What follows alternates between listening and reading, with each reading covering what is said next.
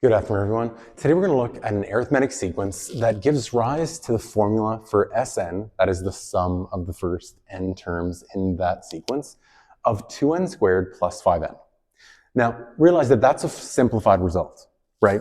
And it originated from one of these more general formulas for Sn, which you know from your arithmetic series studies, right?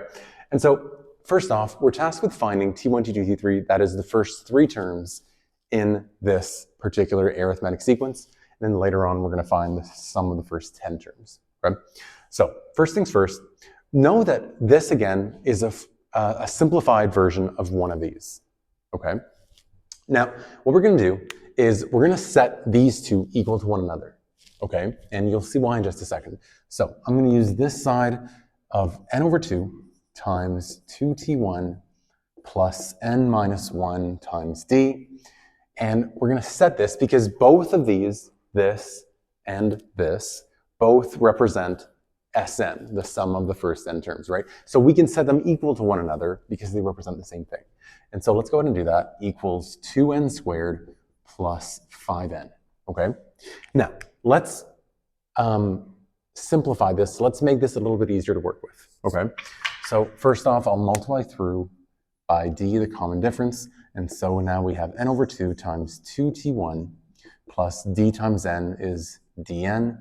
D times negative 1 minus d is again equal to the right-hand side of 2n squared plus 5n, right? Now, let's group the terms without an n. That is 2t1 minus d, and then we'll leave the dn on its own. And so we'll have n over 2 times 2t1 minus d plus dn, as it was. Now, let's multiply through by the n over 2, okay? Now realize that this is a constant term, right? T1 rather, and d are both constant values. There's some numerical value, right? Whereas this is a term with the variable n, right? So we're going to treat these two separately. First off, let's multiply the n over 2 by the constant term, okay? So if that's the case, we'll get n times, I'm going to write this as 2t1 minus d, all divided by 2, okay? Because we're multiplying. And so this is the nicest way we can write this product, okay? And then we'll have plus, the n over 2 will also multiply the d times n. So n times n is going to be n squared. And then we'll have times d divided by 2. So we'll write that as n squared times d over 2, like so.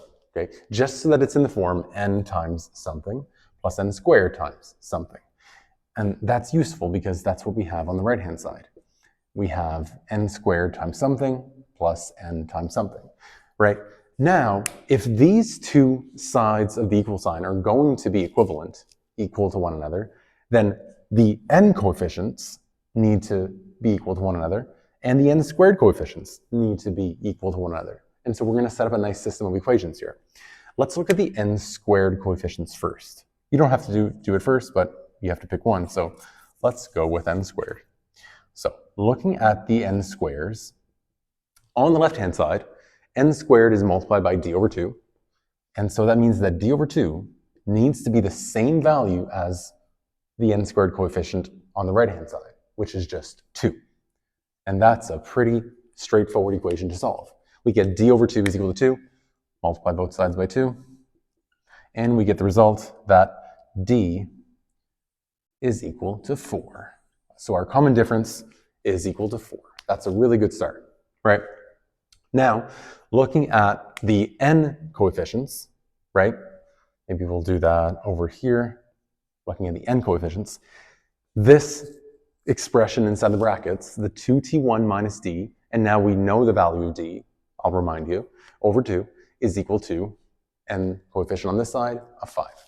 And so that means that 2t1 minus, I'm going to replace the d with the value that we found for d, right, to save a bit of work.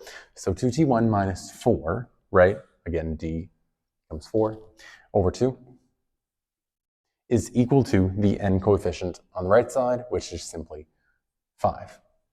And now, again, that's a pretty straightforward equation to solve, right? Let's multiply both sides by 2. Cancel out the 2. So 2t1 minus 4 is equal to 5 times 2, which is 10, right? And now, I know you guys know how to solve this one. Plus 4 on both sides. 2t1 is equal to 14. And we divide by 2. We divide by 2. And we find that t1 is equal to 7. So we've successfully found that t1 is equal to 7. I don't have much room. So t1 is equal to 7. We found that down here. Now, they also want t2 and t3. We know the common difference, right? It's an arithmetic sequence, and so we can just add a common difference of 4. So t2 is equal to 7 plus 4, which is 11. And of course, t3 is, you can do 7 plus 2 times the common difference. And so t3 is equal to 15, right?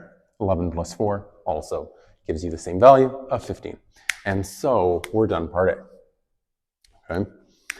Now we know t1, t2, and t3. We also know the common difference 4. And we want to find S10.